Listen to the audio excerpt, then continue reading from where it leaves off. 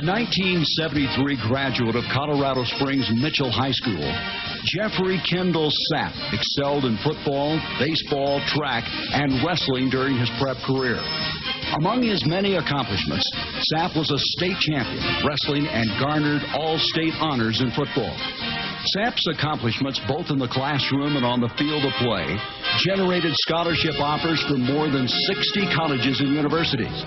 But it was the United States Naval Academy that ultimately lured the young man, whose father had been an officer in the Army and whose mother was determined to make sure her children had the very best of opportunities. He earned All-America honors, received the Naval Academy's prestigious Silver Helmet Award, and played in the 1976 Japan Bowl. Graduated from the Naval Academy in 1977 with a bachelor's degree in American political science and has since earned 3 master's degrees.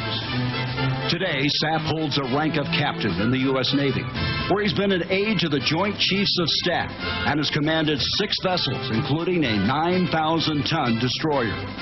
Sapp is also an accomplished motivational speaker and spends a great deal of time talking to young people about leadership, determination, and personal character.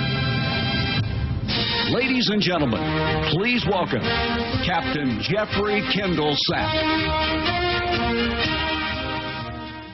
I didn't want to be here. I tried to leave on 3 different occasions. It was too tough, too regimented, and it was just hard. When I graduated, I said, I'm never, ever going to come back here. But it's a funny thing with time. Suddenly you realize everything had a purpose. And if you trace it all the way back, it starts on the football field. Captain Sapp, we want you to know he was an average student, a C student, who now holds 3 master's degrees and is a doctoral candidate. Good afternoon! Thank you! My God! Got a lot of things I'd like to share with you this afternoon, and I want to particularly those who are the 2.0 or the 1.8 ... GPA students. And I was a 1.98 ... student. I was a stud in high school. Thank you very much. I was an average student. I was gifted athletically. And we had a thing called Mitchell High School. And we had a walk called the Mitchell Shuffle. The Mitchell Shuffle was you have to walk like this. And you can't walk straight like, oh, I'm hurt, I can't do it. You have to walk like, you have to glide. It's like. And if you're walking, it's like a mating call almost. You go, hey, what's that? And you can't talk, you have to mumble, because that's the cool thing to do. What's this? Yeah. All that stuff. And it was cool back then, just like a lot of stuff that's here today. But no one said, Jeffrey, after you graduate, what are you going to do? And this is the message I want you to keep in the back of your mind, at least as long as I'm on stage. That is, there is life after tomorrow.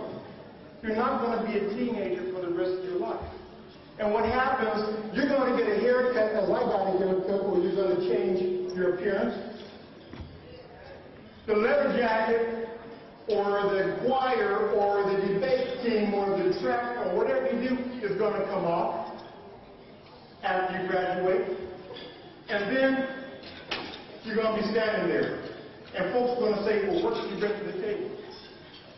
And I can say, hey, I was a Colorado State wrestling champion. Okay, thank you very much.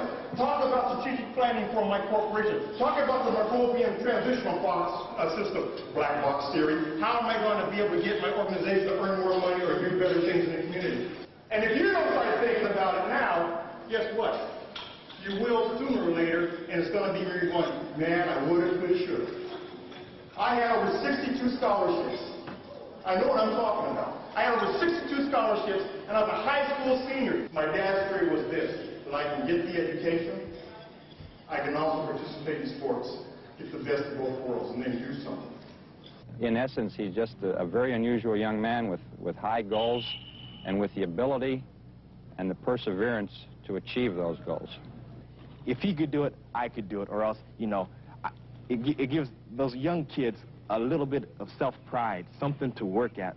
And I feel that my exposure to the people across the country in my position that I'm in, especially being black, I have the opportunity to instill this in some, young children, because that's where it all starts, with the young kids. And I hope that I'll be able to reach some of them and say, well, hey, you may be black, but that doesn't mean that you're worse than anybody else in this nation. Just hold your head up and try to be proud. Jeffrey Sapp is a person who wants to see some type of justice and equality for other people. He's a man who doesn't really care about the sacrifices he must make to get these rights for these people.